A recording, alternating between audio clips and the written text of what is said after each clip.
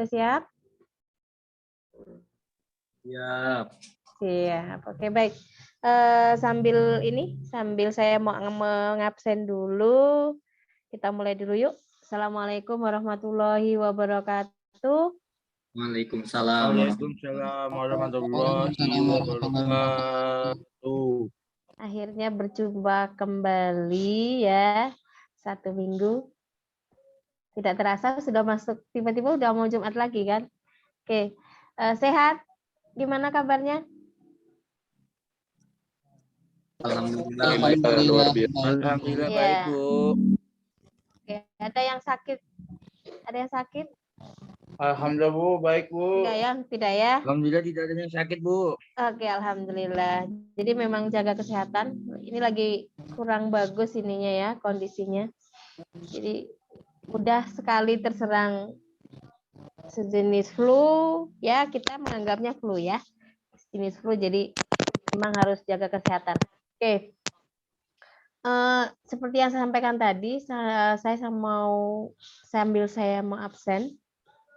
Kemudian kalian bisa mengecek untuk di e-kampusnya. Silakan ketik kolom hadir supaya saya nanti ngeceknya mudah. Ya, kita sekalian meramaikan kolom diskusinya biar tidak kosong.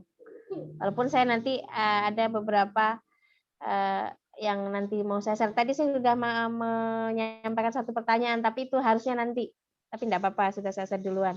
Oke, sambil mengecek, saya mau isi untuk yang absensi online. Nanti sisanya yang belum masuk, nanti silahkan untuk bisa diisi di WA, yang belum saya panggil ya. Di WA atau di e-kampus, jadi nanti ketahuan. Oke, Sarmila sudah hadir belum? Sarmila? Hadir, Bu. Ada ya, oke. Muhammad Asmi? Muhammad Asmi? Nah, sebelum kita lanjutkan, mungkin ada saya mencoba untuk kita mengingat-ingat kembali ya di pertemuan sebelumnya. Kita mencoba untuk menyatukan satu pandangan tentang pendidikan kewarganegaraan ya, dimana kita kemarin panjang lebar kita berbicara tentang ideologi ya, kita belum lebih dalam ke ideologi Pancasila, kita belum sampai ke sana, kita baru sampai tataran tentang pendidikan kewarganegaraan ya, ruang lingkupnya ya, arahnya kemana sih gitu kan. Sebagai mahasiswa itu tugas tugas kita sebagai mahasiswa itu apa sih dalam kaitannya dengan pendidikan kewarganegaraan gitu kan, kemarin sudah kita kulik. Nah itu sebenarnya hanya pembuka saja, itu pembuka supaya kita itu paham loh, kita belajar ini tuh untuk apa gitu. Seringkali banyak orang yang tidak memahami apa tujuan dia belajar. Betul nggak? Betul ya? Ya, betul. Seperti contoh anak SMA diberi materi bahasa Indonesia. Dia ngambilnya jurusan IPA. Arahannya dia menjadi dokter. Seringkali anak protes. Kenapa sih Bu? Dulu saya ngajar anak SMA ya, di Cikarang juga, di SMA Internasional. Saya sempat mengajar di sana 7 tahun. Ketika saya mengajar anak SMA yang notabene sudah kelas 11-12, mereka protes gitu. Kenapa saya harus diajari bahasa Indonesia lagi gitu kan? Bahasa Indonesia dari SD, SMP, SMA itu dapat, itu lagi gitu kan. Oke. Mereka sudah ada penolakan di situ. Itu dari materi bahasa Indonesia. Dari materi PPKN, kalau di kuliah itu PKN, mereka juga ada penolakan. Kenapa harus diulang kembali?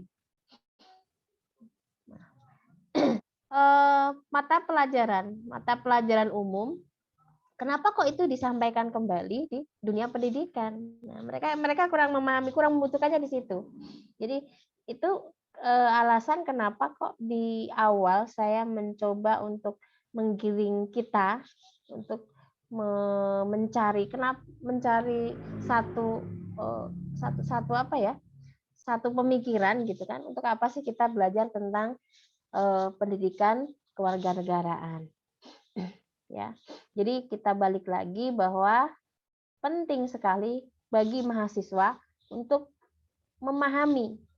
Kenapa? Karena mahasiswa itu adalah garda terdepan dalam dunia pendidikan loh ya. Ya, mahasiswa, dosen, guru, pelajar itu ada orang-orang yang nanti akan menjadi penerus bangsa. Orang-orang yang akan mengisi lembaga-lembaga yang mungkin akan penting dan sangat penting di Indonesia. Nah, itu akarnya dari sini, harus paham dulu.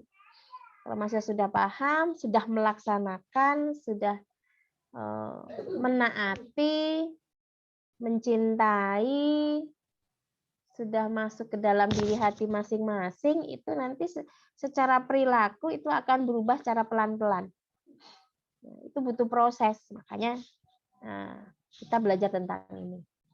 Oke, sebelum kita lanjutkan, adakah masukan ataukah tanggapan? Baru kita masuk ke materi selanjutnya. Silakan. Kita sharing ya. Saya lebih suka sharing. Jadi biar enak, biar ketemu. Oh iya. Jadi pemahaman maksudnya sampai di mana? Jadi saya ngikutin. Kita sama saling gitu loh ya. Kalau tidak ada berarti kita lanjutkan. Ada? Tidak? Tidak ya? Sebenarnya tidak ada, belum ada respon belum ya. Belum panas ya. Nanti kalau sudah ini kita lihat ya. Kita masuk ke slide selanjutnya.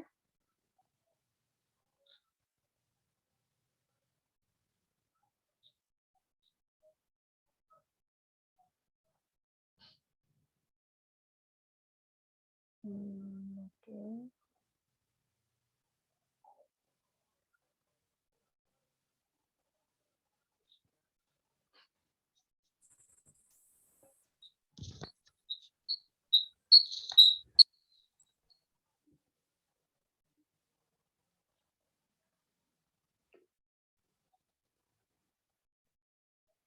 Kalau online memang suka ada kendala. Oke. Seberapa penting ideologi? Ini akan terjawab ketika kita sudah memahami. Kita sudah masuk, kita sudah banyak memahami tentang hakikat pendidikan kewarganegaraan, baru kita akan sejauh apa sih pentingnya gitu loh. Tidak bisa dijelaskan dengan kata-kata ideologi itu pentingnya ini, tidak. Tapi ketika kalau sudah masuk, sudah memahami, nah baru bisa menyimpulkan sendiri ya. Oke, untuk mengarah ke sana, untuk kita coba deh kita lihat ya. Jadi Pancasila itu tidak serta-merta muncul di era 45-an ya. Ya. Maksudnya bukan berarti Pancasila itu hadir pada saat zamannya Soekarno saja, tidak. Itu sudah berproses sebelumnya. Tapi tidak disadari, tidak dirumuskan gitu. Jadi kenapa bisa dibilang begitu? Karena zaman dulu ya, mulai dari zaman kerajaan Kutai, Mataram, dan seterusnya, itu bangsa Indonesia itu sudah mempunyai ciri khas yang luar biasa dibandingkan bangsa-bangsa lain. Ciri dan kepribadian bangsa Indonesia itu berbeda dari bangsa lain. Apa ciri khasnya coba? Coba kita diskusi deh. Coba balik lagi ke lihat diri kita, lihat lingkungan kita, lihat orang tua kita, lihat nenek moyang kita. Apa sih yang menjadi ciri khas kita? Yang bisa disebutkan? Coba. Yang sekarang masih ada loh, yang masih ada. Musyawarah. Musyawarah, oke. Apalagi? Suka menolong. Gotong royong. Gotong royong. Tata Suka krama. menolong. Tata krama. Oke. Sungkanan. Apa? Cium tangan. Sungkan. Oke. Sungkanan, Bu. Oh, sungkanan. Oh, sungkanan. Oke, tidak enakan ya. Ya, oke. Ramah. Nah, itu adalah contoh kecil dari ciri khas yang dimiliki oleh masyarakat Indonesia, betul? Ya. Kenapa kita bisa mengatakan itu? Karena kita melihat dan di sebagian besar kita sudah melakukan. Ya, orang tua kita, nenek moyang kita gitu kan. Kita bisa melihat sekarang di kehidupan nyata. Sebelumnya kita mendengar dari mana? Dari sejarah yang diceritakan orang tua. Kita bisa membaca sejarah, ada banyak cerita-cerita itu yang menjelaskan bahwa masyarakat kita itu dari dulu itu sudah punya sifat-sifat baik itu, ya. Sifat-sifat yang seperti penolong, tidak enakan, gotong royong, ramah, itu sudah ada sejak zaman dulu. Cuma sebelum masa Soekarno, belum ada pihak atau orang-orang yang merumuskannya. Itu hanya sebatas identitas saja gitu loh, bahwa orang Indonesia itu ya ramah-ramah, penolong, suka musyawarah, mengedepankan kepentingan umum. Itu sudah ada, cuma belum dirumuskan. Ibarat kata gini, belum disahkan gitu loh ya, belum disahkan. Nah, seiring dengan keadaan, seiring dengan pergaulan sejarah, seiring dengan situasi, maka adalah kesempatan di mana kita mau merdeka ya. Kita mau merdeka, bagaimana kita bangsa itu harus punya satu pedoman gitu loh. Sebuah bangsa itu harus punya pedoman, harus punya ini pedoman saya, gitu kan, supaya itu bisa tatanan di dalam sebuah negara itu bisa berjalan dengan baik gitu. Ya, Soekarno berpikirlah gitu kan, berpikirlah bagaimana kita bisa merumuskan sebuah pedoman di mana masyarakat kita itu banyak, masyarakat itu banyak sekali, ya, dari segi bahasanya, suku, kemudian tata cara semuanya beraneka ragam. Bagaimana cara mengumpulkan kesekian aneka ragam itu menjadi satu pedoman, itu kan butuh waktu. Nah, disitulah karena memang Soekarno itu luar biasa cerdas ya. Kalau kita lihat beliau itu sangat cerdas. Beliau mempelajari sejarah, menganalisisnya, menelitinya, semuanya lah. Ketemulah rumusan-rumusan yang tertuang di dalam Pancasila. Jadi semua nilai-nilai baik, semua nilai-nilai baik yang dimiliki oleh bangsa Indonesia dijadikanlah pedoman, dijadikanlah satu satu kerangka ya dalam bentuk Pancasila. Sampai di sini pahami? Paham. Oke. Jadi Pancasila itu tidak serta-merta tiba-tiba muncul gitu aja, tidak yang Soekarno, saya punya rumusan nih, Pancasila nih terdiri dari 5 sila, tidak seperti itu ada proses panjang. Beliau meneliti, menganalisis, melihat sejarah, membuka sejarah, mengaitkan satu dan lain dan sebagainya, gitulah, barulah dari semua hal-hal baik itu dirumuskanlah menjadi 5 sila yang tertuang dalam Pancasila. Nah, sudah ada nih Pancasila. Pancasila itu mau diapain gitu kan? Pancasila dijadikanlah salah satu ideologi bangsa Indonesia ya. Jadi ideologi Pancasila. Kadang orang salah menafsirkan ya. Maaf. Ketika ada orang mengatakan ideologi Pancasila, banyak orang yang sudah negative thinking. Apa yang mereka pikirkan? Negatifnya apa kira-kira? Rakyat kecil misalnya. Kita bicara ideologi Pancasila, apa yang terpikir? Atau komentar pertama kali apa yang mereka sampaikan?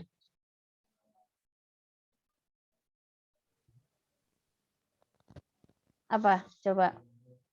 Yang kita lihat di masyarakat sekitar kita loh. Kalau misalnya Anda sebagai mahasiswa terus tiba-tiba di keluarga misalnya ya sedikit bingung lah tentang ideologi Pancasila. Apa yang mereka pikirkan? Terlalu berlebihan kan? Ya nggak sih? Lebay, Bu. Sesuatu yang masyarakat ini loh, edukasi ini yang belum diterima oleh masyarakat secara benar. Bahwa ideologi Pancasila udah dikaitkan, wah ini tuh politik yang yang negatif gitu kan, ini pahamnya maaf partai ini gitu kan. Nah, itu sudah karena ketidaksampaian informasi dari atasan ke bawah, ketidakpahaman masyarakat tuh bukan salah masyarakat, tapi kenapa mereka tidak diberitahu secara benar gitu. Nah, ini tugas Anda sebagai mahasiswa. Ya, secara langsung atau tidak langsung. Bahwa ideologi Pancasila ada, iya, itu ideologi kita. Bukan berarti ya, jadi kita ketika memandang sebuah masalah jangan sempit pandangan kita bahwa ideologi Pancasila jangan itu bertentangan dengan agama saya. Tidak, ini tidak ada kaitannya dengan agama ya. Tidak ada kaitannya dengan agama. Ini adalah ideologi negara, sebuah negara di mana ada kaitannya antara negara dengan rakyatnya, bukan dengan ada kepentingan agama tertentu, tidak.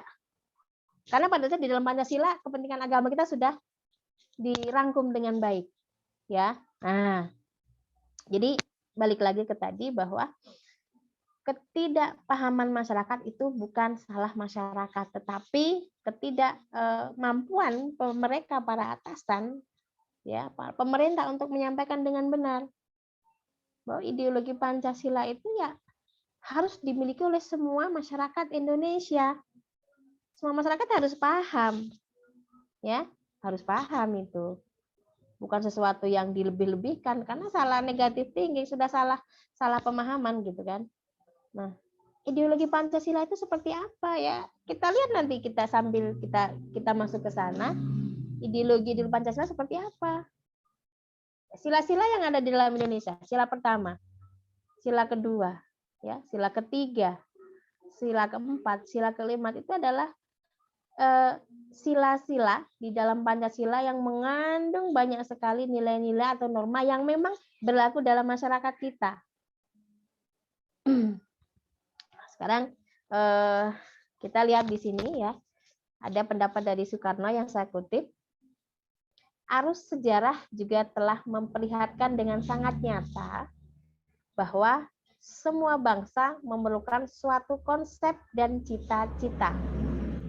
Jika mereka tidak memilikinya, maka atau jika konsepsi dan cita-cita itu menjadi kabur dan usang, maka bangsa itu dalam bahaya. Maksudnya adalah sebuah negara yang tidak memiliki cita-cita, tidak memiliki ideologi, tidak memiliki satu patokan. Ideologi kan bisa, kalau saya menyebutnya sebuah patokan ya, sebuah patokan, sebuah cita-cita, sebuah tujuan, maka bahasa itu akan rusak karena tidak punya jati diri. Ideologi kita orang Indonesia dalam Pancasila tertulis sila ketuhanan Maha Esa. Kita menjunjung nilai-nilai ketuhanan, nilai agama di situ. Coba bayangkan sebuah negara yang tidak mempunyai nilai ketuhanan, apa yang terjadi? Apa yang terjadi? Rusak, hancur. Sila kedua. Sila kedua apa? Kemanusiaan. Oke. Di dalam sila kemanusiaan itu tertuang banyak sekali norma-norma kemanusiaan yang berhubungan dengan orang lain, baik diri sendiri maupun untuk orang lain. Ya, nanti saya jelaskan satu persatu. Sila-sila di sila kemanusiaan itu apa saja sih? Misalnya toleransi kepada orang lain, menolong kepada orang lain, peduli kepada orang lain. Bayangkan sebuah negara tidak mempunyai ideologi itu, apa yang terjadi? Orang akan saling membunuh mungkin. Orang tidak peduli kepada orang lain, hanya mementingkan dirinya sendiri. Hancurlah negara ini, kan gitu ya. Itu contoh. Jadi seberapa pentingnya sebuah ideologi bagi sebuah negara. Pisahkan ini dengan agama. Jadi orang kadang udah kemana-mana gitu, pemahamannya bahwa saya tidak boleh memiliki ideologi Pancasila karena seorang beragama misalnya. Contoh agama saya agama Islam. Beda. Jangan dicampur adukan, beda. Agama ya agama, itu urusan kita dengan di atas. Kalau ini urusan kita sebagai warga negara. Oke, sampai di sini. Ada pertanyaan? Sudah? Belum? Ibu, mohon Ya. maaf, Bu. Saya Bu. Oke. Ya, silakan. Ini Bentar, mohon maaf Bu, saya lagi jalan. Baik. Ya, jadi saya sedikit itu ya Bu, apa namanya, menanggapi. Kalau tadi Ibu bilang Pancasila dengan agama itu berbeda, jangan dipisahkan gitu. Bukankah agama itu nggak apa namanya nggak mempermasalahkan Pancasila, dan Pancasila sendiri juga dinilai dirumuskan salah satunya dari nilai-nilai agama. Jadi kalau menurut saya, bukankah Pancasila dan agama itu juga memang berkaitan gitu, bukan bukan harus dipisahkan gitu. Oke. Maksud saya, oke, sudah. Iya Bu, makasih Bu. Oke, baik, pertanyaan yang bagus. Maksud saya adalah konsep di sini gini. Pancasila hadir juga karena ada nilai-nilai keagamaan di situ ya Mas ya. Misalnya dalam agama kita gitu kan, sebagai orang Islam misalnya. Memang memisahkan di sini, saya misalnya sebagai contoh orang Islam. Sebagai orang Islam. Ada paham tertentu ya, atau keyakinan tertentu yang tidak meyakini adanya atau sedikit berpikir negatif tentang ideologi Pancasila ini. Ya sudah, maksud saya arahnya ke yang negatif itu loh. Bahwa kalau orang bicara ideologi Pancasila arahnya negatif. Nah, itu yang maksud saya dipisahkan situ. Bukan berarti antara Pancasila dengan ini dipisahkan, bukan. Pemahaman itu yang harus dipisahkan. Gitu Mas Budi. Jadi untuk sudut pandang dari agama dulu ya Mas ya. Misalnya nih kan ada saya beberapa pengetahuan sedikit, ada ya saudara teman lah gitu kan, yang mereka agak fanatik dengan ideologi Pancasila karena mereka merasa terganggu gitu loh, bahwa enggak, ini di dalam agama saya dilarang, kita tidak boleh mempercayai sesuatu yang di luar dari agama kita gitu kan. Nah itu tuh sesuatu yang maksud saya di situ, itu yang harus sudut pandangnya harus dipisah, bukan berarti memisahkan, tidak. Jadi kita bicara ideologi Pancasila ya di dalamnya pasti ada agama, pasti, karena di dalam sila-sila dalam Pancasila itu ada sila ketuhanan yang Maha Esa. Tapi kalau tadi Mas Budi bilang bahwa di dalam agama kita tidak mempersoalkan, iya betul. Tapi ada paham tertentu gitu loh. Paham tertentu yang menanggapi tentang ideologi Pancasila itu sebagai sesuatu yang berbeda, sesuatu yang negative thinking gitu kan. Nah, maksud saya di situ kita mencoba untuk membuka wawasan kita. Itu Mas Budi. Halo, Mas Budi mana tadi? Iya Bu. Oh ya. Terima kasih Bu penjelasannya. Jadi bukan bermaksud untuk memisahkan Pancasila dengan agama ya Bu. Bukan. Apalagi agama Islam ya. Enggak bisa dipisah kan, di dalam sila Pancasila kan ketuhanan itu kan adanya agama kan di situ. Sudut pandang Mas, sudut pandang. Karena kalau kita lihat ya mungkin ada paham tertentu, aliran tertentu di dalam Islam, misalnya kita contoh Islam aja ya Mas Budi ya, yang agak ada yang fanatik gitu loh. Karena ketidakpahaman tentang ideologi Pancasila, bahwa ini tuh bukan paham yang ini memang harus dimiliki oleh masyarakat Indonesia. Salahnya ke sana. Nah, kita sambil ini nanti kita lanjutkan ya. Sambil nanti kita pahami lagi. Kemudian kita lanjut ke slide selanjutnya. Oke, kita coba kulik lagi tentang fakta tentang Pancasila. Ya, biar kita lebih enak nih kita nanti ngobrolnya Pancasila, tentang Pancasila, tapi kita harus tahu dulu ya Oke. Pancasila itu jelas dari awal sudah diketahui bahwa sebuah konsep atau cita-cita, ya, perumus awal berdirinya negeri Indonesia. Maksudnya adalah di kita mau merdeka, Soekarno ya tadi saya sampaikan bahwa Bung Karno itu memikirkan bagaimana sebuah negara kita itu bisa berjalan dengan baik. Itu kalau tidak ada rumusannya gitu loh, tidak ada cita-cita, tidak ada tujuannya, tidak ada dasarnya gitu kan. Nah, maka dibentuklah Pancasila. Ya, jadi sebagai ideologi, sebagai patokan gitu kan. Kemudian Pancasila merupakan manifestasi dan usaha para pendiri bangsa untuk memberi arah dan tujuan berdirinya negara Republik Indonesia. Sudah jelas kalau sudah ada rumusannya bahwa rumusan baik masyarakat Indonesia itu kan sudah tertuang dalam 5 sila. Ya jelas ketika sudah ada berarti arah-arah dan tujuannya benar gitu kan. Sebuah negara yang keluar dari tujuan itu sudah kerusakan ya, menuju kerusakan misalnya. Nah, kalau sekarang kita lihat kemanusiaan yang adil dan beradab itu luas sekali ya. Di dalamnya ada banyak norma-norma yang harus digali. Kenyataannya kita nggak usah kemana, di negeri kita ini sudah agak sedikit berbelok belum? Kemanusiaan yang adil dan beradab. Dah satu kalimat itu aja sudah mencerminkan banyak hal loh. Sudah banyak. Kalau kita lihat yang di saat ini loh yang kita alami saat ini. Nilai-nilai kemanusiaan kita sudah banyak yang dijajah oleh orang lain belum? Atau mungkin oleh bangsa kita sendiri.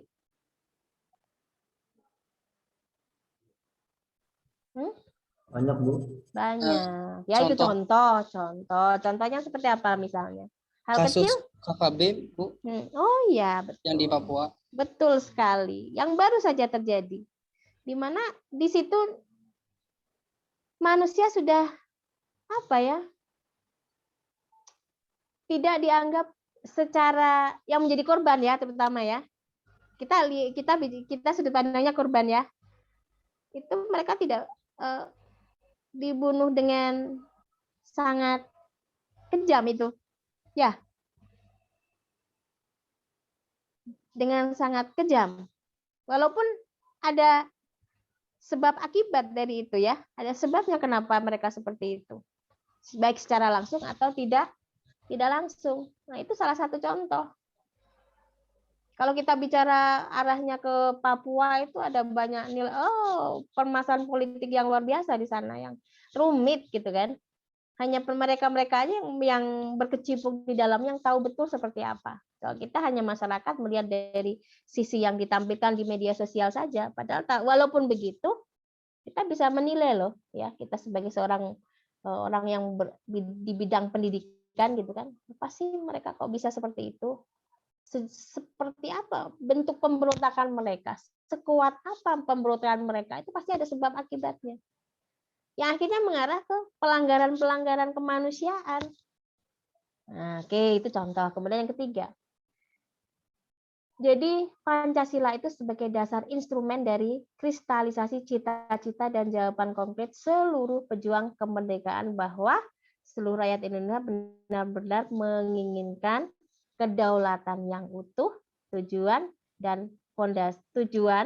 arah, dan fondasi filsafati serta pandangan hidup bangsa untuk menyelenggarakan negara Indonesia secara yang maksudnya adalah.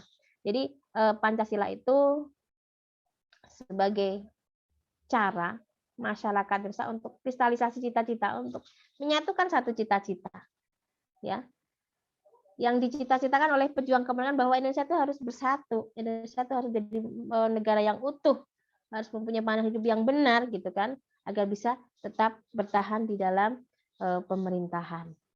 Itu fakta tentang Pancasila. Jadi kalau kita sering ya di sekolah gitu kan, kita sering dibacakan, suruh membaca Pancasila, satu, ketuhanan dan seterusnya.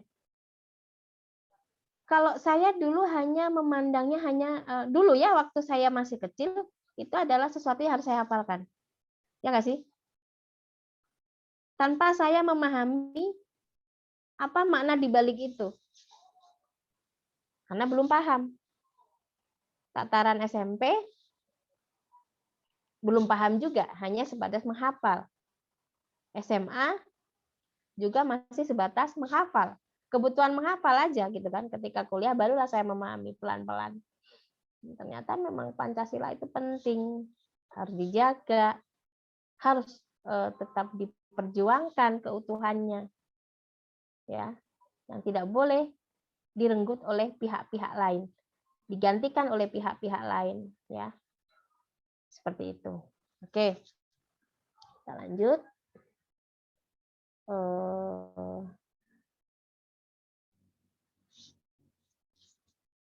Nah, kita tadi gambaran tentang Pancasila ya. Tentang Pancasila itu seperti apa sih gambarannya gitu kan. Sekarang kita masuk ke tujuan pendidikan Pancasila di dalam dunia pendidikan. Ya, ini secara umum dilihat. Oke. Bisa dibaca di slide-nya bahwa pendidikan Pancasila itu merupakan bagian dari pendidikan nasional yang tujuannya untuk mewujudkan tujuan pendidikan nasional yang tertuang di mana? Di Undang-Undang Dasar. Jadi biar masyarakat lebih cerdas lagi. Kenapa harus seperti itu? Apakah tidak cukup gitu kan?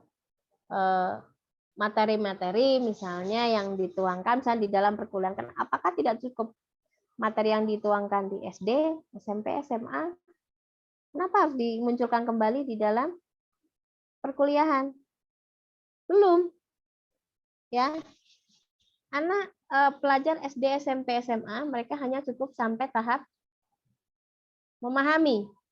Ya. Kalau perkuliahan sudah ada tingkatan lebih lanjut, yaitu mampu untuk selain memahami apa? Kalau harusnya kemampuan menjiwai, mengamalkan. Oke, anak SMA mungkin sudah sampai mengamalkan atau mengaplikasikan atau melaksanakan gitu kan, tapi masih tatarannya kecil. Kalau untuk perguruan tinggi mahasiswa itu sudah sangat besar, karena mahasiswa itu sudah paham, mereka merasa bahwa itu benar, mereka akan melaksanakan ya baik dalam dunia pendidikan itu sendiri maupun dalam masyarakat. Oke, kita lanjut.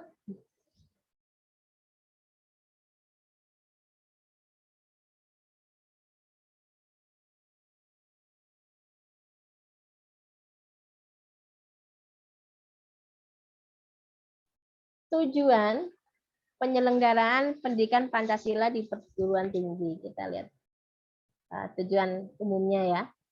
Bisa dibaca.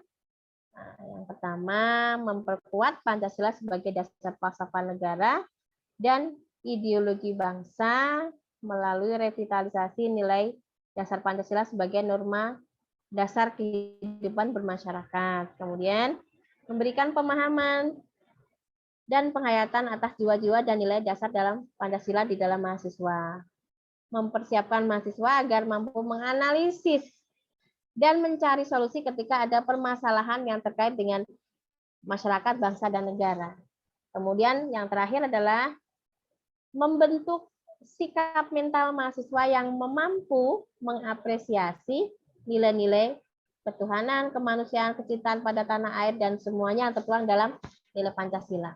Jadi tujuannya banyak, untuk memperkuat rasa cinta, ya, untuk mempersiapkan mahasiswa agar bisa ikut andil, ya, ikut andil dalam melaksanakan sila-sila yang memang menjadi pedoman kita, gitu kan.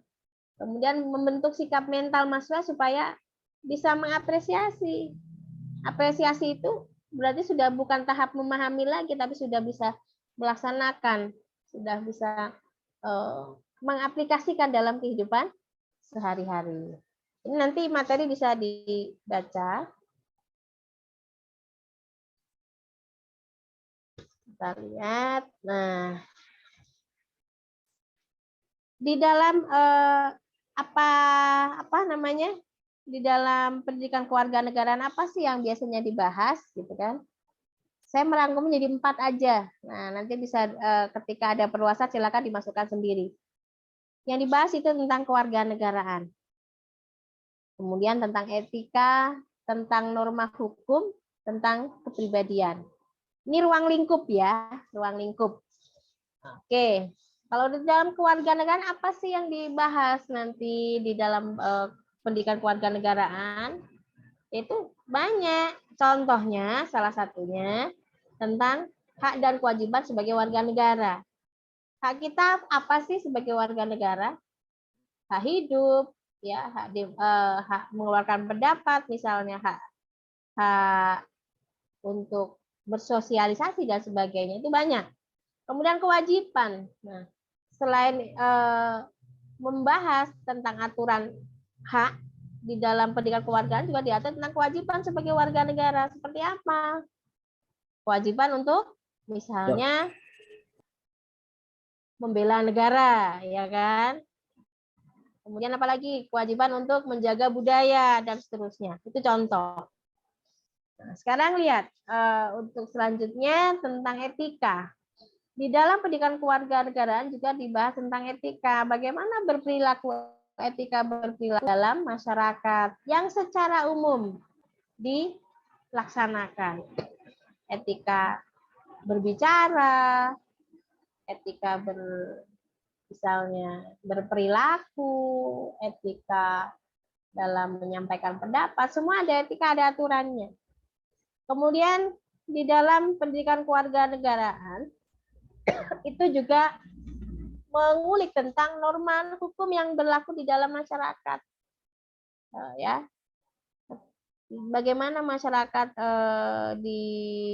nanti harus paham tentang norma-norma yang berlaku di masyarakat. Bagaimana harus proses ketaatan itu harus dilakukan, gitu kan. Kemudian terakhir tentang kepribadian. Pendidikan kewarganegaraan membahas tentang ini pasti, karena di dalamnya nanti akan dibahas tentang nilai-nilai kemanusiaan atau perilaku sosial yang harus ada di dalam masyarakat. Misalnya tentang kesamaan derajat, tentang kebebasan bersuara, kebebasan bertindak. Kebebasan bertindak ini maksudnya dalam tataran tertentu ya. Kemudian toleransi, keadilan, dan solidaritas. Nah, ini semua diatur. Sekarang kita masuk. Nah, kita masuk ke kita lihat.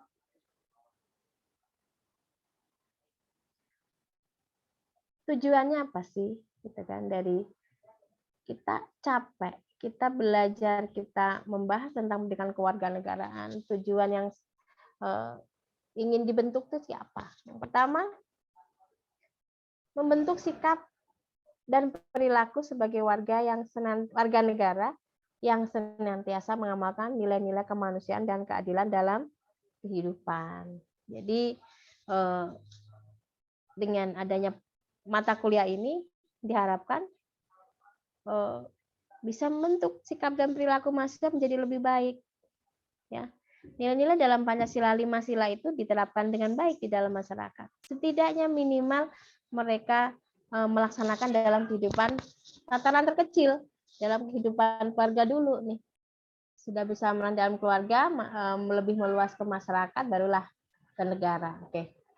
Kemudian diharapkan mampu menanamkan nilai luhur yang tergantung di dalam dasar negara dan diaplikasikan dalam kehidupan masyarakat secara konsisten. Ketika sudah paham, mereka sudah melaksanakan, kemudian diterapkan.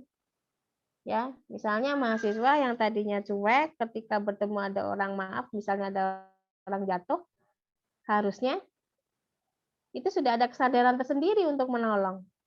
Baik ada orang atau tidak ada orang. Baik orang mengetahui Anda mahasiswa atau bukan, itu harusnya sudah ada kesadaran ketika memang sudah memahami tentang konsep Pancasila ini tadi. Ya. Ya harusnya sudah di luar dari penglihatan orang, itu sudah tertanam dengan baik, sudah melaksanakan gitu kan. Kemudian yang paling akhir selain melaksanakan itu adalah tumbuh kecintaan terhadap tanah, air, dan sikap nasionalisme kita. Jadi itu tiga tujuan yang paling diharapkan dari mata kuliah ini. Oke. Sekarang kita lihat. Suara saya masih terdengar? Masih, Bu. Masih, Bu. Oke, Bu. kita sedikit ya. Kita lanjut sedikit lagi. Kita lanjut tentang penjabaran norma yang terkandung dalam Pancasila. Ini tidak akan saya jelaskan semuanya, tidak. Saya buka slide-nya saja. Kalian juga nanti bisa buka slide-nya. Nah, kita lihat. Dari sila ketuhanan saja itu sudah banyak loh penjabaran norma-norma yang ada, ya. Tadi percaya kepada Tuhan, menghormati kebebasan menjalankan ibadah, tidak memaksakan suatu agama dan kepada orang lain, itu sudah menjadi tuntunan di dalam Pancasila, gitu kan. Makanya tidak boleh Anda, mungkin Anda sebagai mahasiswa memaksakan sesuatu kaitannya dengan kepercayaan kepada orang lain, ya, dengan ancaman tertentu tidak boleh, itu ada hukumannya. Kita boleh mengajak, ya, kita boleh mengajak dalam agama Islam, boleh kita untuk mengajak, bahkan diwajibkan untuk mengajak orang lain, ya, untuk memeluk agama kita karena yang paling benar. Tapi baik untuk agama lain pun juga seperti itu. Saya tidak tahu ya. Saya pikir hampir sama. Setiap agama punya nilai-nilai baik gitu kan. Nah, kita tidak boleh, balik lagi ke sana, tidak boleh memaksakan satu agama kepada orang lain. Harus menghormati. Orang Kristen ketemu dengan orang Islam, atau sebaliknya, atau agama lain. Tidak boleh saling menghina. Harusnya seperti itu. Tetapi kenyataannya di dalam masyarakat kita banyak perseteruan antar agama. Karena ada provokasi tertentu. Ini harus dipahami. Kemudian kita lihat yang kedua. Yang kedua, sila kemanusiaan yang adil dan beradab. Nah, ini luas sekali. Luas sekali. Jadi mengakui persamaan derajat, hak kewajiban, saling mencintai sesama manusia. Bentuk kekerasan di KKB itu kalau menurut kalian itu sebagai bentuk apa? Apa makna di balik itu? Coba, mungkin yang pernah baca, mengikuti beritanya. Tidak manusiawi. Tidak manusiawi. Oke. Ada satu pandangan tidak manusiawi. Pandangan lain? Oke. Tiap orang mungkin punya pemahaman beda. Silakan. Kalau kita Bu. Tidak adil. Oke. Seperti apa? Coba dijelaskan. Tidak adilnya seperti apa? Merampas hak hidup, Bu.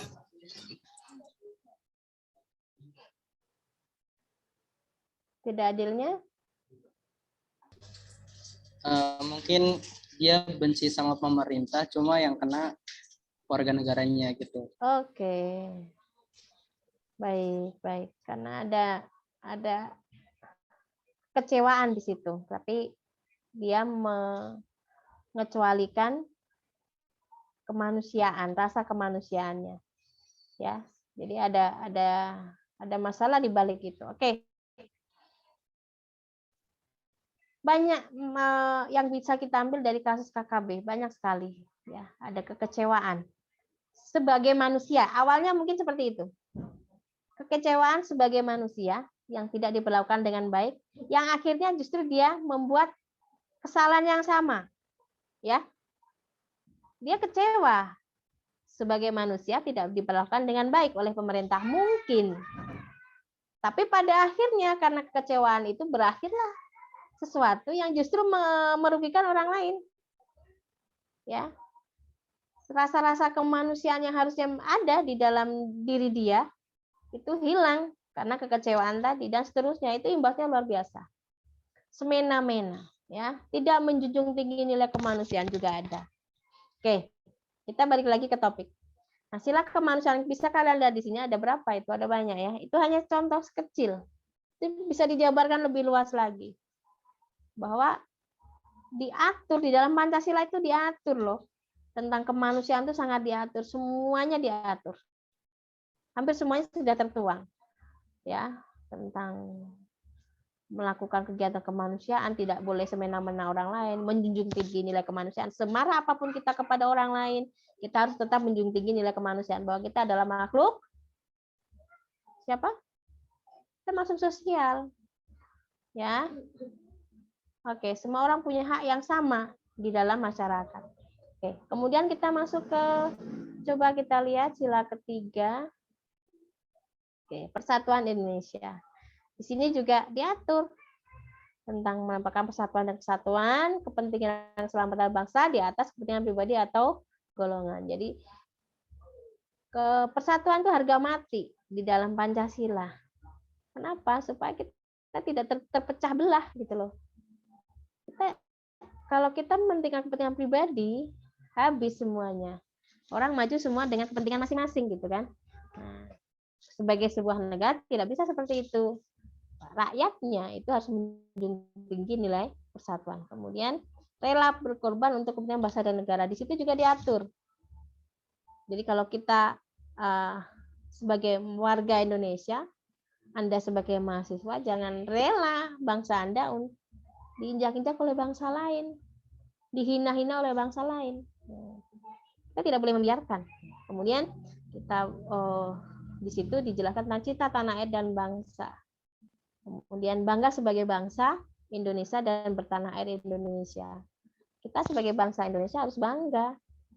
Siapa yang merasa bangga kalau bukan diri kita sendiri? Harus bangga. Dari bentuk bangga kepada sebagai bangsa Indonesia kita tuangkan dalam bentuk perilaku apa? Banyak. Kita gunakan bahasa Indonesia dengan baik, kita jaga persatuan kita, ya, kita jaga keramahan kita, itu salah satu bentuk untuk menjaganya. Kemudian memajukan pergaulan demi persatuan bangsa yang berbineka tunggal ika. Jadi kita tetap coba untuk tetap maju gitu kan, demi persatuan bangsa kita. Sila keempat, luas. Rakyatnya dipimpin oleh hikmat kebijaksanaan dalam permusyawaratan perwakilan. Ya, mengutamakan kepentingan negara dan masyarakat. Kemudian tidak masalah kehendak kepada orang lain, mengutamakan musyawarah untuk mufakat dan seterusnya. Ya.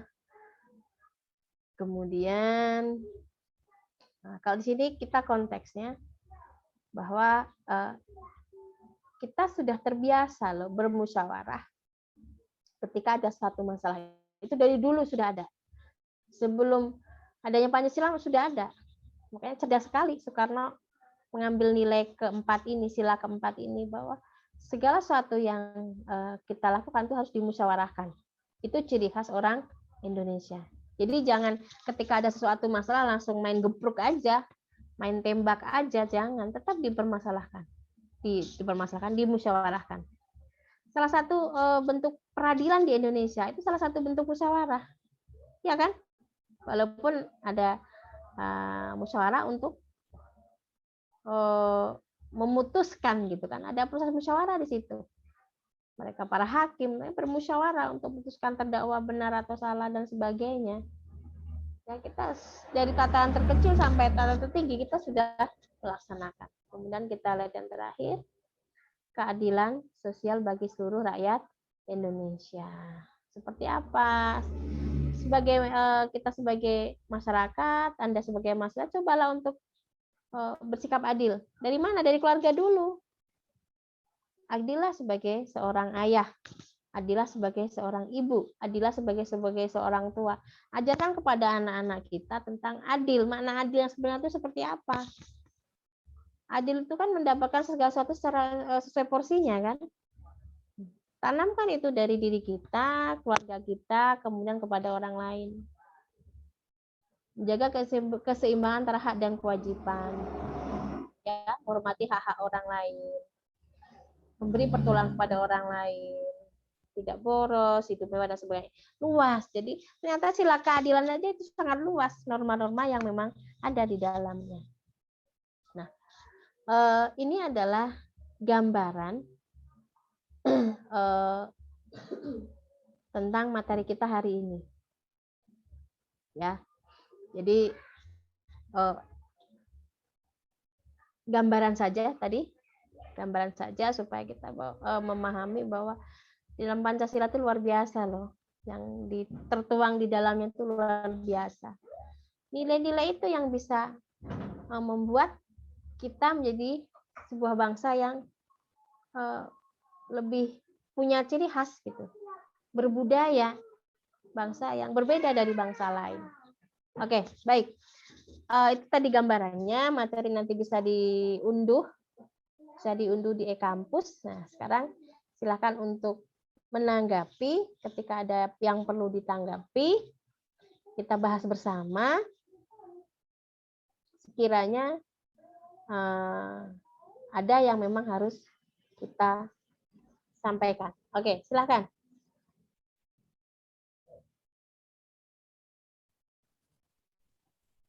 Menanggapi yang tadi boleh, Bu? Boleh, silakan. Ini dengan Mas siapa? Agustian.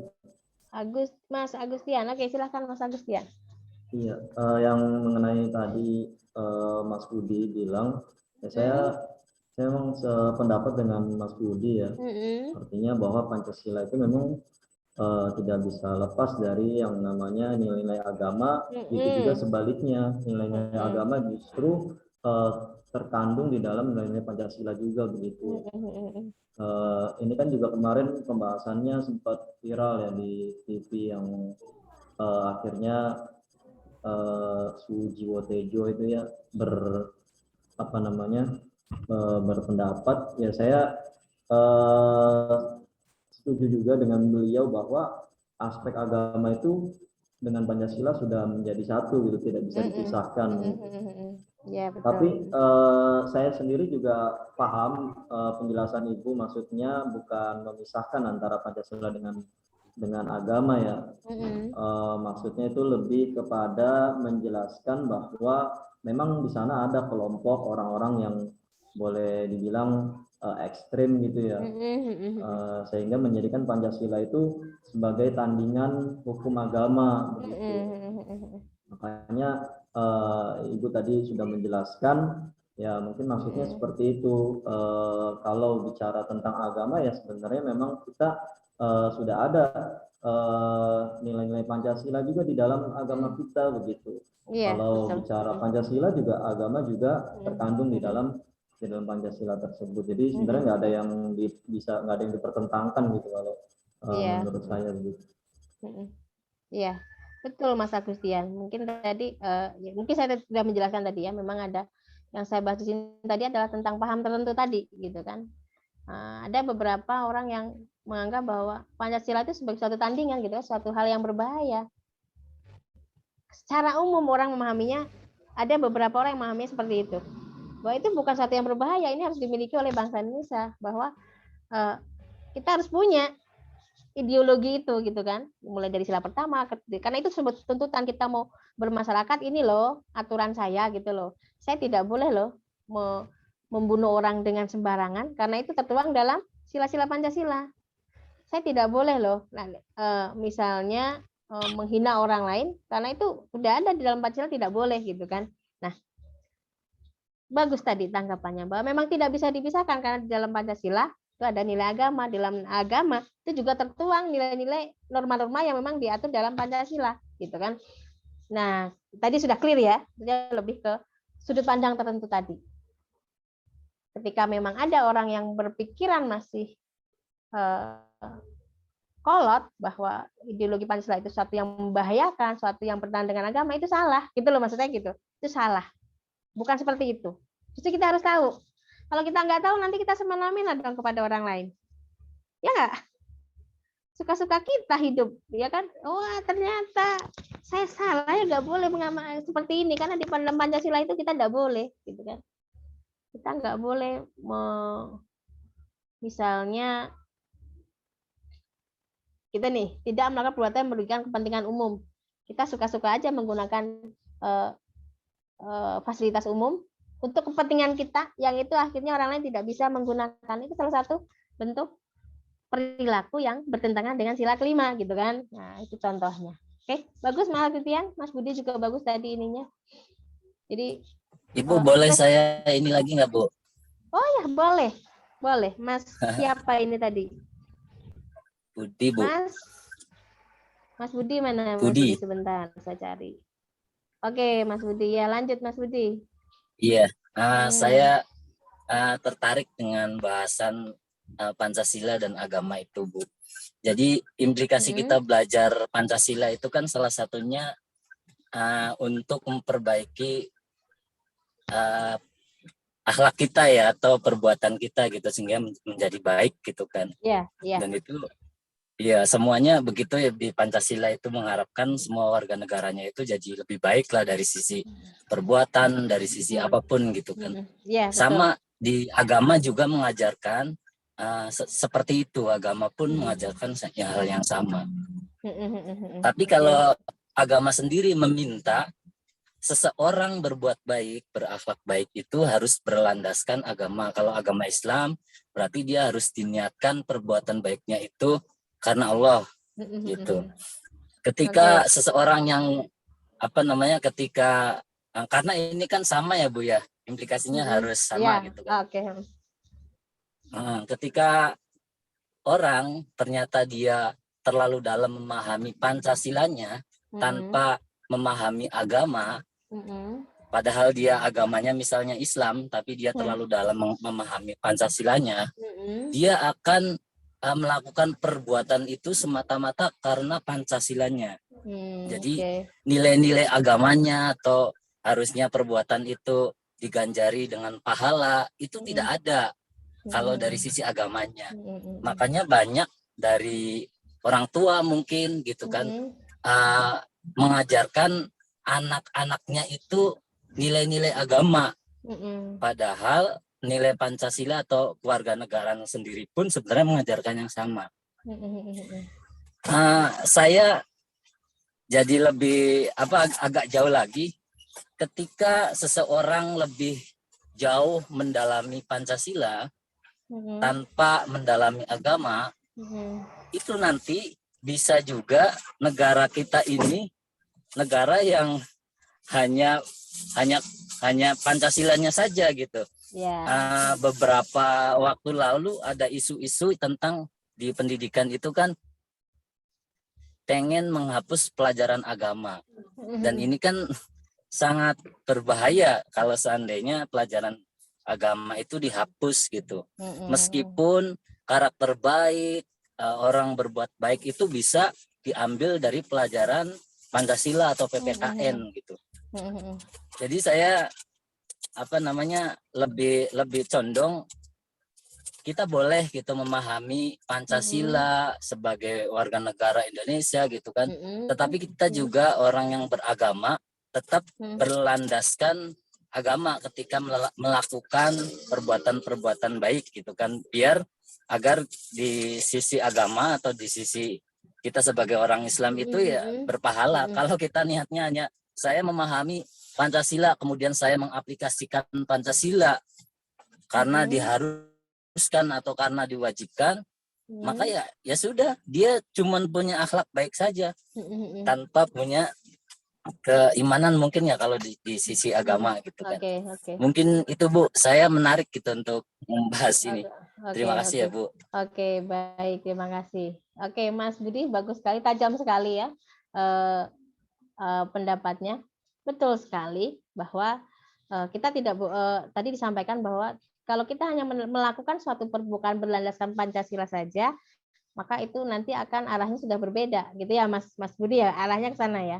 Nah, sebetulnya Iya, Bu. kalau kita balik lagi ke sila pertama, tadi kan ada timbal balik ya. Kita sila pertama. Yang pertama adalah ketuhanan yang Maha Esa. Ketuhanan yang Maha Esa bisa tercipta ketika ada media. Medianya apa? Agama kan? Ya nggak sih? Iya. Ya Mas Budi. Sila pertama itu bisa tercipta ketika ada medianya. Medianya ya apa? Ya agama. Berarti ya tidak boleh memisahkan. Itu kan dua pandangan yang nggak boleh diblurkan, maksudnya nggak boleh disalah artikan bahwa ketika Pancasila berarti nilai agama jauh, tidak seperti itu. Saling terkait. Nah, kalau kita misalnya melaksanakan Pancasila, kita jauh dari agama, berarti kita tidak melaksanakan sila pertama dong, gitu. Itu ya tanggapan dari saya secara umum. Kemudian ketika ada pandangan bahwa menghapus nilai agama, pelajaran agama dalam sekolah, nah itu jelas sudah keluar dari nilai Pancasila. Sudah jelas diatur di situ ketuhanan yang Maha Esa itu tercipta ketika ada banyak faktor ya, salah satunya melalui media pendidikan, gitu kan. Jadi ketika sudah ada wacana untuk dihilangkan, yaitu sudah keluar dari nilai-nilai yang ada dalam Pancasila, gitu kan. Jadi jangan jadikan sebuah pemahaman tentang ideologi Pancasila sebagai sebuah pemisah, sesuatu yang menandingi keyakinan kita, tidak, tapi itu suatu hal yang saling terkait, itu saling mendukung ya. Di dalam Pancasila ada nilai agama, dalam nilai agama juga sebetulnya sudah ada nilai-nilai baik tersebut, gitu kan. Karena nggak ada kan satu nilai adil, itu juga ada di dalam agama kita juga diatur ya, tidak boleh bergaya hidup mewah, tidak boleh boros, harus menghormati orang lain dan sebagainya. Jadi itu yang harus dicoba untuk dipahami mahasiswa, bahwa tidak boleh dipisahkan ya. Kita dengan agama kita, orang dengan Islam, Kristen itu punya keyakinan masing-masing ya. Kita tidak di satu agama tertentu ya Mas Budi ya. Tapi sebagai kita balik ke diri kita, bahwa di dalam agama kita ya kita harus punya dasar pedoman, gitu kan. Kita tidak usah memperdebatkan misalnya menghormati hak orang lain, gitu kan, dari sisi ideologi Pancasila, gitu, dengan sisi agama nggak sama kan sebetulnya. Menghormati hak orang lain ya seperti itu aplikasinya kan. Kita tidak boleh merampas hak orang lain, kita tidak boleh meminta barang orang lain dengan tanpa izin. Itu kan sudah tertuang, gitu kan, dalam agama, dalam sisi agama ya, dalam sisi agama yang itu ada di dalam Pancasila. Jadi itu bukan sesuatu yang harus permasalahkan, gitu. Selama kita benar menjalaninya ya, benar menjalaninya sebagai orang yang beragama dan sebagai warga negara, tidak ada masalah, gitu. Yang jadi masalah adalah ketika orang sudah keluar dari jalurnya, sudah kemana-mana, gitu kan, sudah tadi misalnya ada paham bahwa dihapus aja lah nilai agama, toh itu sudah tertuang ya, mereka sudah dapat pelajaran agama di TPA dan sebagainya, itu sudah keluar, itu yang harus jadi permasalahkan, gitu ya. Oke, seperti itu Mas Budi, bagus sekali, saya suka. Yang lain juga. Iya Bu, terima kasih Bu. Kita sharing, gitu kan, jadi lebih ketemu nanti. Oke. Siapa tadi? Saya. Oke, silakan. Mas Alif. Oke, Mas Alif. Ya, silakan. Saya izin bertanya terkait pernikahan beda agama ya. Itu mereka itu mengamalkan Pancasila atau tidak itu ya, yang viral di internet? Pernikahan beda agama. Oke. Pernikahan beda agama. Kalau saya, kalau kita melihat dari sisi ya, kalau kita lihat dari sisi Pancasila, itu ada hak orang lain untuk melakukan pernikahan. Ya, itu dari sisi Pancasila ya. Ya. Tapi kalau dari sisi agama, saya misalnya nih sebagai orang Islam tidak diperbolehkan. Katanya itu ada aturan. Saya tidak terlalu kurang pemahaman saya dalam hal agama, tapi setahu saya itu tidak diperbolehkan. Ya seperti itu. Ada yang sepaham dengan saya? Saya Bu menambah sedikit. Boleh?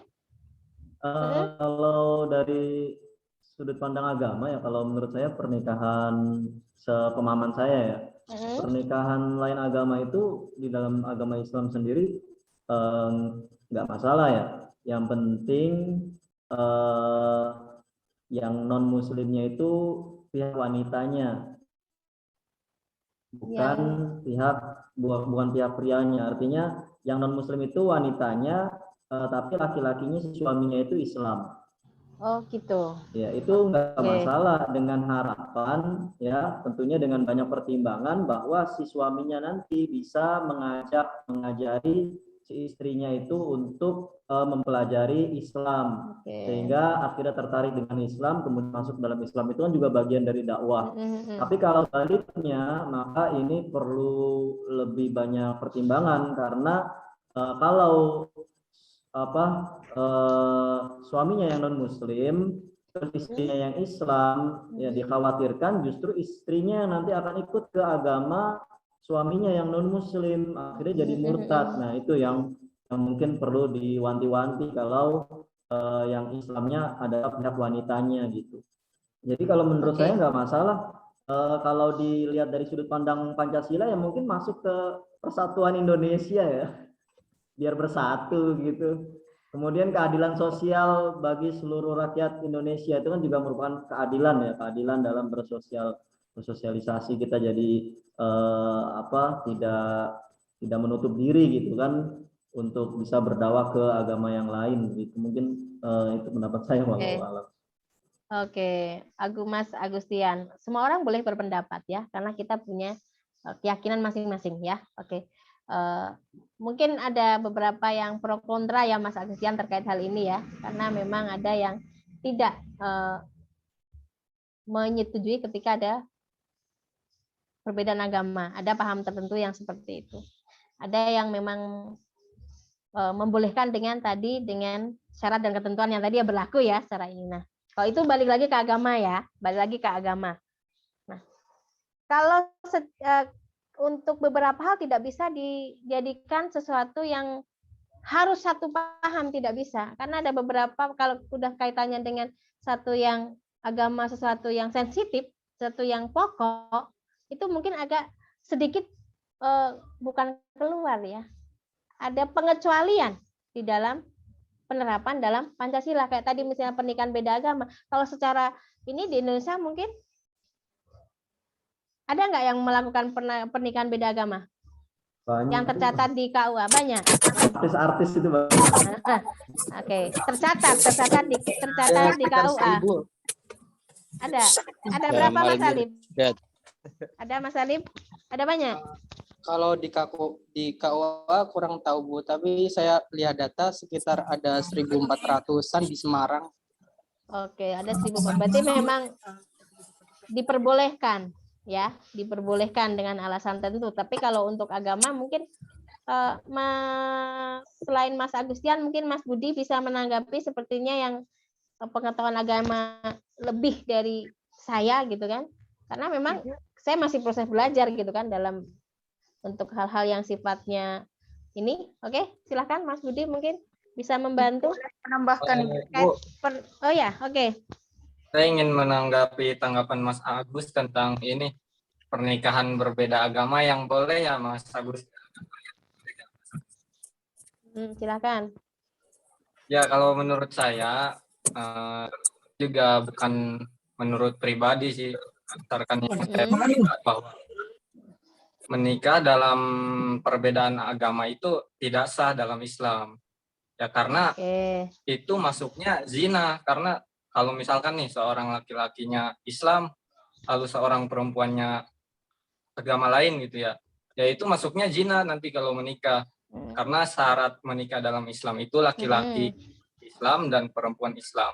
Adapun kata Mas Agus tadi boleh menikah dengan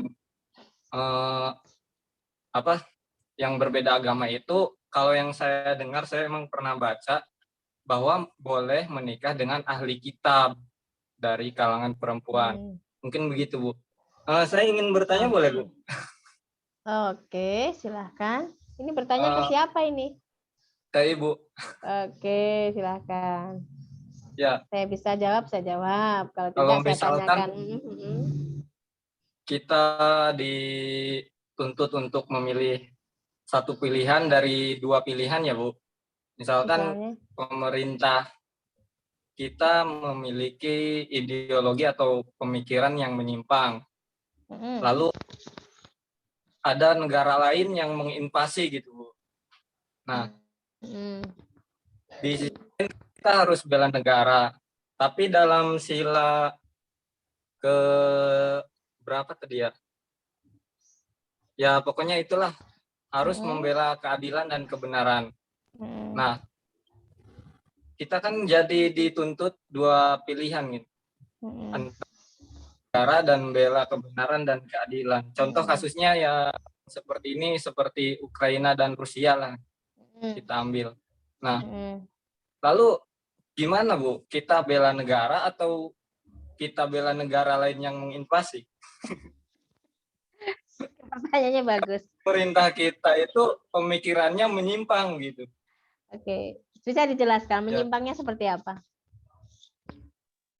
Ya kalau kayak di Ukraina kan isunya itu dia ada nazisme apa ya, Bu? Saya lupa. Kayak gitu kan. Nah, lalu pemerintah Rusia kan itu menjadi ancaman bagi Rusia gitu. Jadi ada politik di situ ya. Oke. Kita bela negara kita atau negara lain gitu ya intinya. Kita lihat dulu permasalahannya seperti apa. Ketika memang itu kaitkan membela negara itu kan ada aturannya ya, ada membela negara ketika negara kita sedang terancam gitu kan. Membela negara kita ketika negara kita itu sudah diambang kehancuran. Membela negara ketika negara kita dilecehkan. Ya, seperti itu. Jadi kita lihat konteks masanya dulu, misalnya nih. Saya punya saya menganalogikan kayak gini aja lah, kalau saya tidak mau berbicara muluk-muluk ya, saya menganalogikan seperti saya punya anak saya nangis, kan? Karena anak saya nangis karena anak saya dicubit orang. Apa yang harus saya lakukan? Tapi saya belum berbicara loh, anak saya nangis itu kenapa? Cari tahu, Bu. Cari tahu dulu. Betul. Kita harus cari tahu kronologinya seperti apa. Konteksnya, anak saya nangis, dicubit, karena anak saya sudah mencubit duluan kepada orang lain. Ketika ada orang lain memarahi anak saya, apa yang saya lakukan sebagai orang tua? Membela anak saya mati-matian? Atau apa yang harus saya lakukan?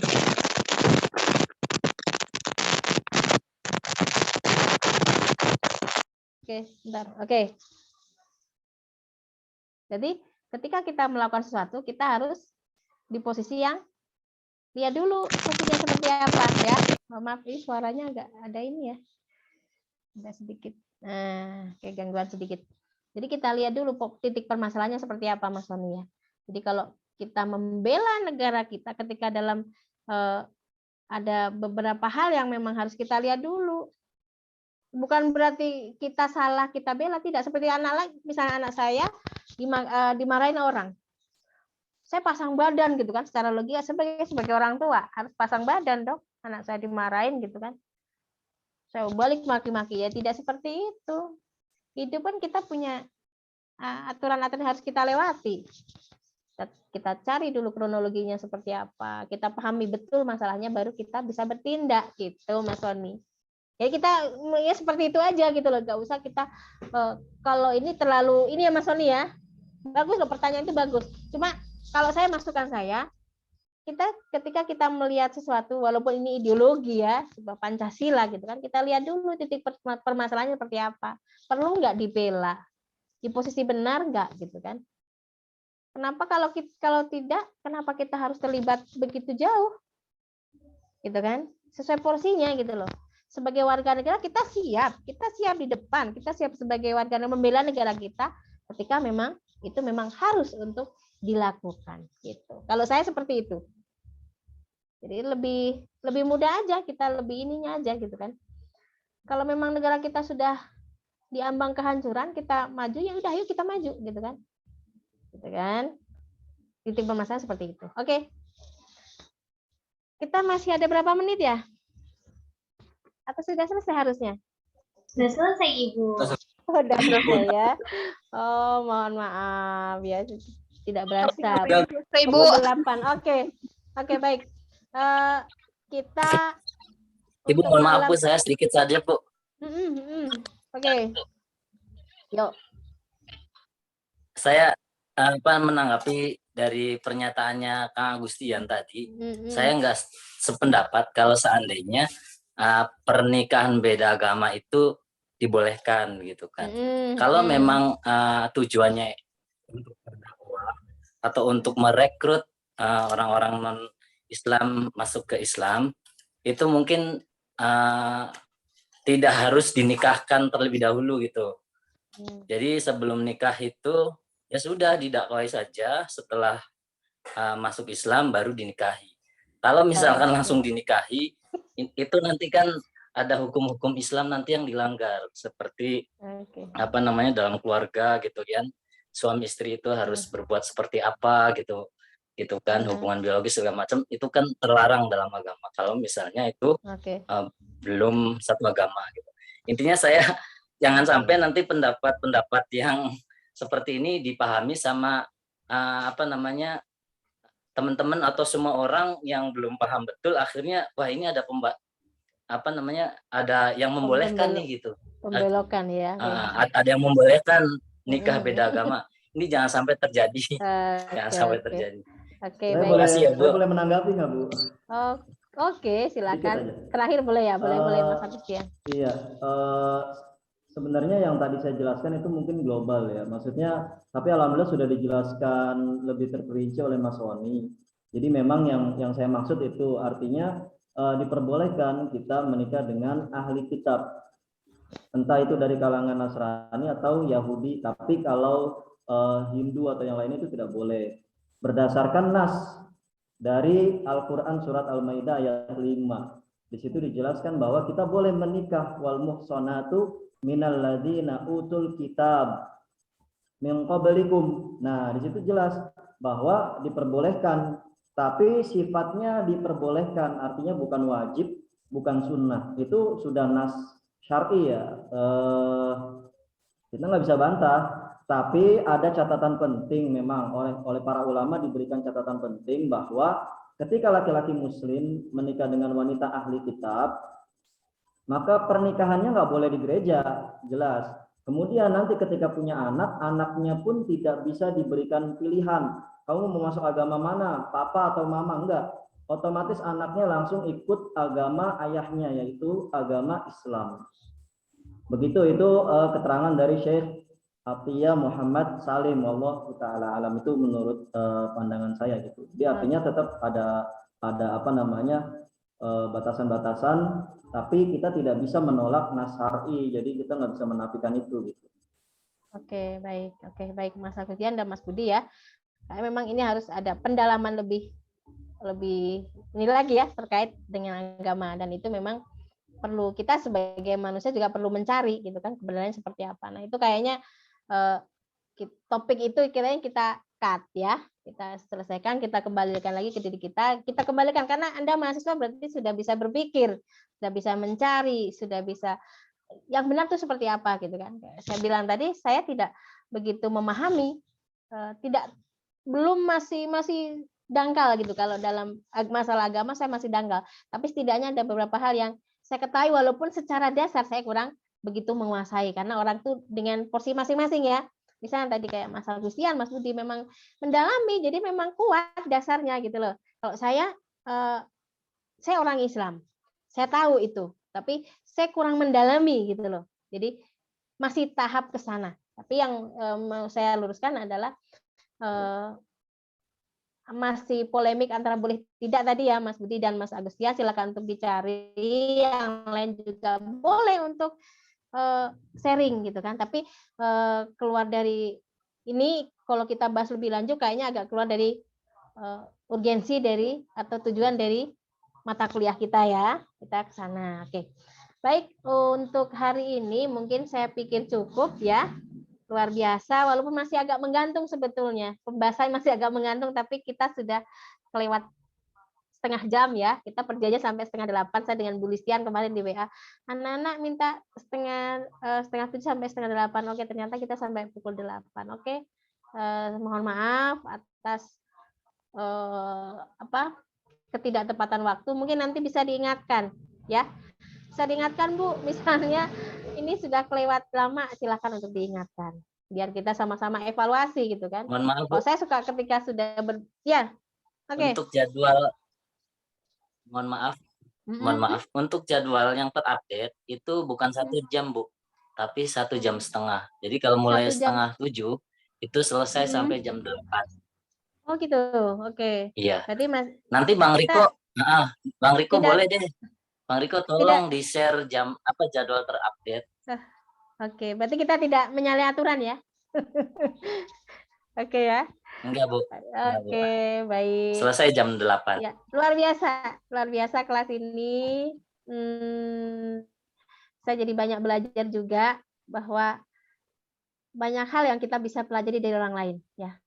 Kita sharing di sini, kita saling sharing di sini, kita saling mensupport secara ide bahwa si A, si B, si C, si D, si itu punya banyak ilmu yang bisa di-sharing kepada orang lain. Oke, semoga kita, Anda sebagai mahasiswa bisa mengambil hal yang positif dari pembelajaran kita hari ini.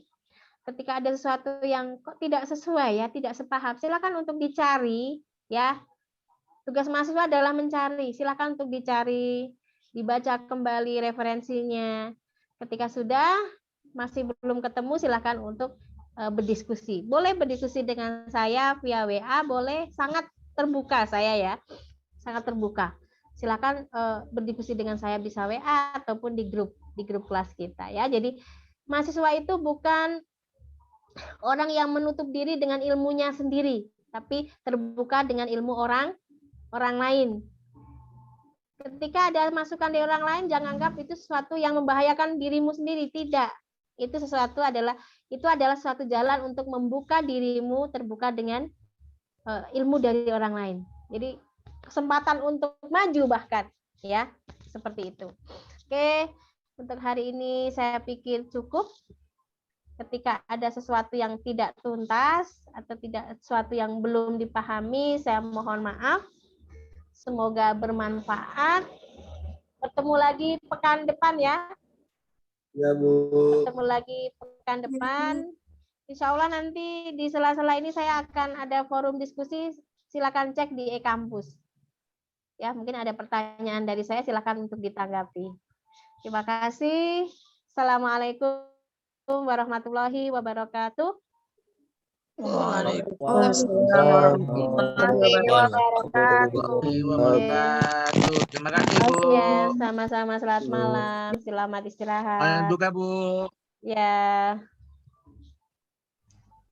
Ibu. Ya. Teman-teman boleh bisa ini enggak? Minta waktu sebentar. Yang masuk grup kepanitiaan siapa tuh? Maaf, besok acara jam berapa Mas? Rapatnya Mas? Iya, sebelumnya mau diinformasiin aja. Kita kalau bisa rapat jam 11. Jam 11 ada kumpul. Nanti jam 10. Karena kalau kita siang waktu jam 1 atau jam 2 kita mulai rapat, ya khawatirkan pas perkuliahan nggak nyandak gitu. Jadi coba dimohon nanti jam 10 atau jam 11 kita udah kumpul. Maaf Bang, ini rapat apa Bang? rapat kepanitiaan Pak, kepanitiaan seminar. Ini kan alhamdulillah Tapi saya semua mahasiswa panitia apa bukan? Ini kan sebagian panitia juga. Nah, jadi yang panitia coba besok dimohon kehadirannya untuk dapat absen. Karena kita kan masih banyak yang kita bahas. Yang pertama itu kita sesuatu tema dan tempat, waktu dan tempat gitu kan, yang harus kita bahas. Kalau kita Siap. di online, kayaknya kurang maksimal.